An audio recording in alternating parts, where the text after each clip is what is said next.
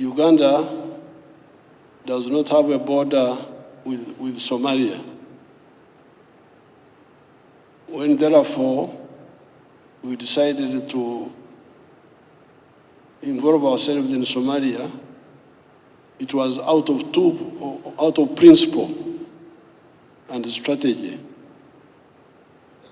Principle number one, we did not accept the chauvinism of Islamic groups who come here and waste our time, that they want to impose themselves on society. We had the same problems with Sudan, Khartoum, and now it was coming up in Somalia. So that was one of the reasons. The second reason was to extend solidarity to Ethiopia, because Ethiopia was being attacked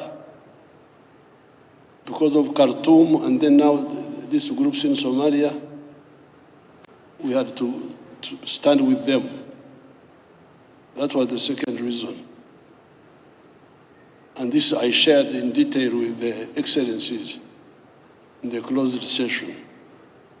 The chauvinist groups should leave us alone.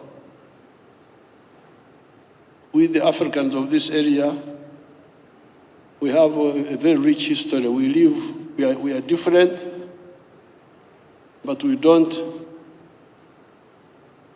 try to impose our identity on others. The Muslims talk of haram, haram, haram, haram, haram, haram. I told Bashir of Sudan that my list of haram is much longer than his. Because for him, he was only talking about pigs.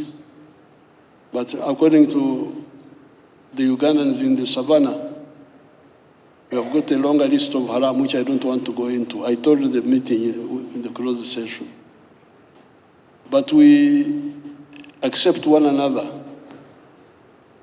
Whatever you are, you don't impose yourself on me, nor do I impose myself on you. So that's one point I just wanted to mention. The second one is that these Western countries pulling out, this is not a problem. If they want to pull out, they pull out. Because all the problems we have solved here, we never did them with anybody's support. We were working with our brothers. When we got rid of Idi Amin, who supported us? It was Tanzania and Mozambique only, and us. On the issue of Sudan, who was involved with it, we can manage. That's what we agreed in the closed session, that Somalia is not going to be abandoned because of some other people outside. And we have the capacity. Whether the others pull out or not, we shall manage. These are the 2 points. I thank you very much. Warm hospitality, and also hosting the second extraordinary summit of the troop contributing countries, as you did last year in April 2025 and in 2023. Uganda has stood as one of the pillars of Africa's engagement in Somalia for close to 20 years. Its leadership and the sacrifices borne by its forces and by those of all troops and police contributing countries command our deepest appreciation. I wish to pay tribute to all the African soldiers and police officers who have served under the flag of the African Union and made the ultimate sacrifice. Their professionalism and their courage and their sacrifice have enabled Somalia to advance along the path to stability. I'm not going to read all my speech since the communique has been already adopted, but it's my duty as the chair of the African Union Commission to convey 3 messages in front of this august body, August Assembly. The number 1 message is that Africa remains fully committed alongside Somalia. The second message, that we are determined to preserve the gains of AUSOM and to conduct an orderly transition grounded in the realities on the ground.